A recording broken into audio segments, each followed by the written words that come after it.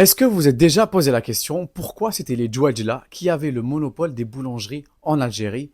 Oui, non, voici leur histoire. Il faut remonter au XVIe siècle, l'époque où les Ottomans sont arrivés à Djidjel pour les aider à chasser les Génois de leur ville. Les frères Barberousse, Arrouj et Khaireddin arrivent donc à Djidjel. Ils vont d'ailleurs vivre plusieurs années là-bas. L'un d'entre eux va même se marier avec une Djidjlia et ils vont y vivre pendant plusieurs années. Les Ottomans et les Djidjiliens ont organisé ensemble une campagne pour libérer la ville de Djidjel de l'occupation. Une fois la ville de Djidjel libre, ils ont ensuite libéré Béjaïa et ensuite ils sont dirigés vers Alger où ils ont réussi à libérer la ville en 1529 et là ils changent l'histoire. Une fois arrivés au pouvoir et installés à la Djnina, qui est la place des martyrs actuellement, Khaireddin Barberousse tient à récompenser les Djidjiliens qui l'ont aidé dans cette guerre qui a été victorieuse. Il décida alors d'accorder aux Djidjiliens le monopole de la production et de la distribution du pain qui est destiné à toutes les institutions de l'État, donc que ce soit l'armée, que ce soit le palais, les personnes qui travaillent pour l'État à l'époque, etc. C'est ainsi que débuta une longue histoire d'amour entre les Djidjiliens et la boulangerie, une histoire qui se poursuit jusqu'à aujourd'hui et qui dure depuis plusieurs décennies.